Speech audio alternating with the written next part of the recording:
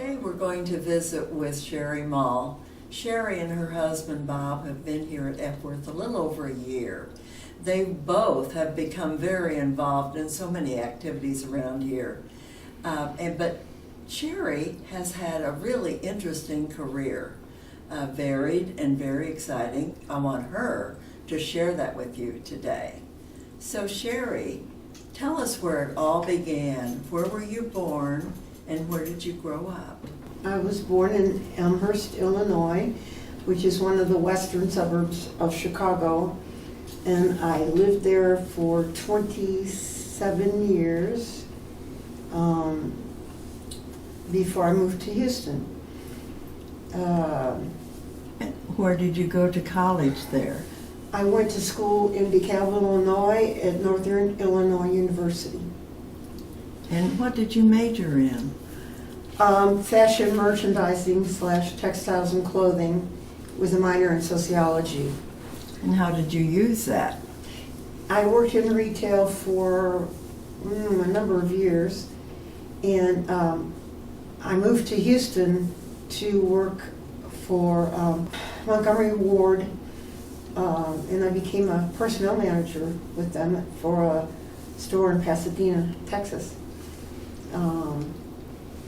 But back up, I worked in retail in Chicago, worked for a company called Goldblatt's, which was a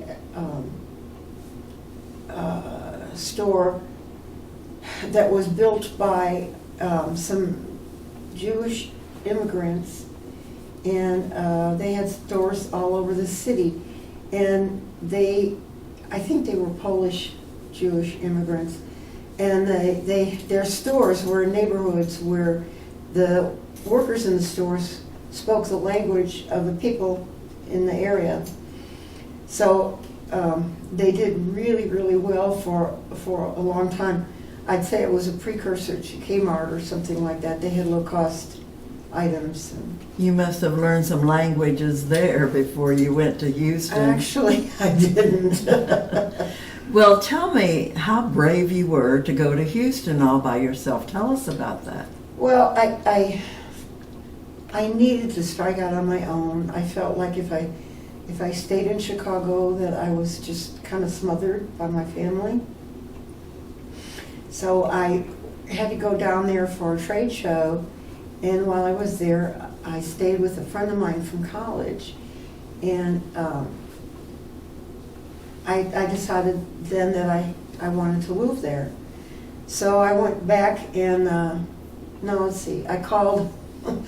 I called from Houston and quit my job in Chicago over the phone. And they kept saying, "Are you sure?" Yes. Well, I didn't have a job. So I spent the rest of the day going, what did I do? But anyway, I did find a job, and it was with Montgomery Ward. And I worked for them for, I guess 5 years until I got laid off. And then you pursued your education a little further, right? Yes, I went to University of Houston and received an MBA, Master of Business Administration. And when I was at Ward's, I was promoted to personnel manager. So I had some experience in the personnel realm, and so I looked for jobs in human resources. And met Bob and on a blind date. He said it's his first blind date, and I said it's your last. Okay. So we got married about a year and a half later, I guess it was. And he's just been wonderful. He's wonderful to me. While you were in Houston, I want you to tell people about all the things you got involved in. Music, art, yes. Acting. Tell us about that. Music, when I was in college, I discovered I could sing. And so I sang with a group called the Bay Area Chorus, which was similar to Canterbury here. It was kind of a semi-professional chorus. And the first semester, I guess, that I was in that, they were planning a trip to Europe that summer. And I thought, by golly, I'll, do what I have to do to get there. So we went to, we landed in the Netherlands, we went to Germany and France. And while we were in France, we had the opportunity to sing at the Notre Dame Cathedral, and it was summer, it was packed, but it sounded so good with the acoustics there, it was just wonderful. And then we went to Belgium, I guess, and in England, and we flew out of Belgium, out of Amsterdam, I guess. To come back home? To come back home, yeah. Okay. Tell me, I know you continued that singing career later on, but also I want to know about this acting you did in Houston. Oh, well, because I loved to sing and I was good at it, I got involved with this little straw hat kind of community acting thing. They used this facility nearby that was an old movie theater. An old movie theater.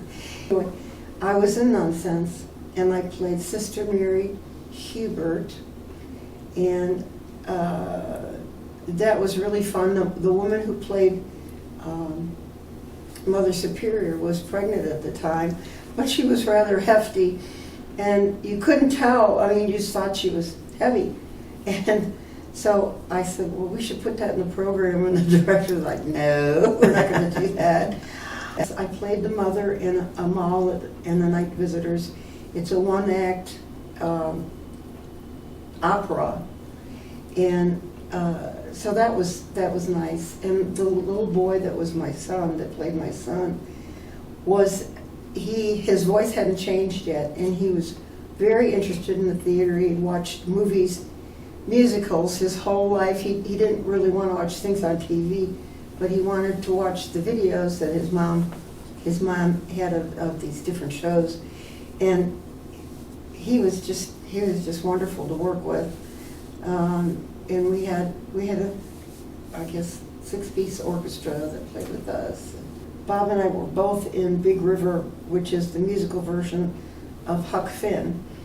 So we did that one summer. Is this where you began your love of art? Well, actually, I began in college, and I took a basic drawing class, but I was very intimidated because it seemed like all the other kids in the class were art majors, and I wasn't, and I didn't have that much experience in drawing. I wanted to learn, and so I didn't feel successful after that, but I went on to do some painting. I remember over summer vacation, I painted a picture of bears. We were up in the north woods of Wisconsin, so I painted this picture of bears. And let's see. Well, I took lessons while I was in Houston, and that's where I did a lot of my artwork. Some of the things that you see hanging here, I did there. You and Bob were involved in Big Brothers and Big Sisters. Yes, we were. We were matched with a little who was in a wheelchair. He had cerebral palsy, and he was a twin, and his brother had been matched at the same time, but his brother was okay. He wasn't in a wheelchair or anything. So he was just the cutest little boy, blonde hair, blue eyes, just adorable little kid. And so we would. He never got to do anything or go anywhere. So one day we took him to the airport and weighed him on the luggage scale there. What else? Oh, we took him to all kinds of places. We took him to a local carnival, I guess. And he was able to get in one of those bouncy deals. Oh. And he loved it because he could bounce. It didn't matter that he couldn't stand. he got to bounce, and he came out of there with his face all red, but he had a blast. And we took him one night to Applebee's or someplace, and we ordered barbecued ribs. He'd never had barbecued ribs, and he always wanted them. Well, he loved it, and he was full of barbecue sauce from here to here, but he was happy. What caused you to leave Houston? Oh, Bob's job. It was Bob transfer, a job transfer. And we went to Morgantown, West Virginia. And that was my first and only experience in living in a small town. And as it turns out, it wasn't that small. There were maybe 35,000 people that lived there. And then it's a large university, West Virginia University. And there's about maybe 35,000 students. So in the summer, you could get around town, no problem. And on the semester breaks, you could get around town without a problem. But during the year, you had to plan your trips. And one day I woke up and I thought I was having a heart attack. And so we were trying to get to the hospital. They had 2 hospitals, and they were both built around the football stadium. And in the fall, and when there were home games, the Morgantown became the biggest city in the state. So if you had to go to the hospital, you better not die on the way there. So did you do further part of your art and so forth there? Yes, I did. I studied art there and just made some friends, artist friends there. So that was really nice. Where did the counseling start? Well, I found myself in positions where people would tell me their life story or tell me some aspect of their life, and then they go, I've never told anybody that. And I thought, And my friends kept telling me that I was a good listener. So, and I went through some therapy myself, and I thought, I think this could be a career for me. So I went back for a second degree. Actually, that was when we were in Houston. Went back for a second degree from University of Houston in counseling psychology. And then we moved to West Virginia, and where I became licensed, and you have to do 1,200 counseling hours, face-to-face counseling hours, which takes about 2 years. So anyway, I did that, got licensed, and then we got another transfer, and it was to Oklahoma City. We had our choice of places to go, but everywhere we looked, we said, the cost of living, like we could have gone to the DC area, and we said, well, the cost of living there is so great that it kind of, we didn't choose to go there. And then we saw Oklahoma City, and we said, yeah, we can do Oklahoma City, so we did. I'm glad you did. Well, thank I'm you. glad you did. And what brought you to Epworth? Well, we bought a house at 122nd and Rockwell in 2006, I guess it was, and we lived there for 15 years. And while we were there, I had some falls, broke my hip, broke my wrist, and it just became so isolating. And then the COVID thing was even worse because you couldn't really go anywhere. And that's when I became a mole, and I just really didn't do anything. So we decided that we really needed the companionship and the social structure that Epworth gave us. And we had looked at some other places, but they just weren't what we wanted. And the first time we came here, I said, that's it, we don't have to look anymore. This is where I want to live. I'm glad. So Bob said, yes, dear. So, What's on your bucket list? What do you want to do in the next couple of years? I want to go to Italy. I've always had a fascination with Italy, and I've had a fascination with Italian language. I think it started because of music, pianissimo and Largo, and words like that are just so flowery and beautiful. I know you sing in the Vespers choir here Right. and do other things, and in the art group and Right. and what have you. But one of the things that I wanted to mention was that you recently acquired an instrument. Musical instruments have been in your life since your dad made you a violin. Is that Even true? before that, when I was born in 48, so the early 50s were when televisions first came out, and my parents had managed to buy one, and there were like 3 channels that broadcast, and the one had a pianist, and I would get so inspired by this man playing the piano that I would run down the hall, duck in the bathroom, pull the toilet seat down, straddle that, and pretend that the water box was a piano. And my parents thought, oh, we must have a genius on our hands. Well, they didn't, but anyway, they bought a piano. And I took lessons from the age of 4 and a half all the way through high school. And then when I went to college, when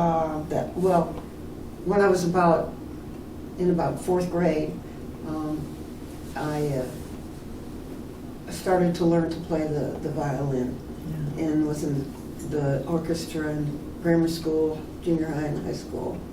This most recent acquisition that you and Bob purchased, tell us about it. It's an electronic piano. It's a Yamaha. It's a really nice one, and it has you can listen to it with headphones. You don't have to play. Well, you can. You can do it for yourself and not everybody else in the room. Yeah. So to speak. And I have trouble sleeping sometimes, so I get up and at 4 or 5 o'clock in the morning I'm playing the piano. Well, I know that you've been involved in so many musical things, even in Oklahoma City, and we're glad to have your voice here, that's for sure. Thank you. I'm glad to be here. And but anyhow, thank you very much for sharing your life with us today. Okay. All right. Thank you. All right. Thank you for having me.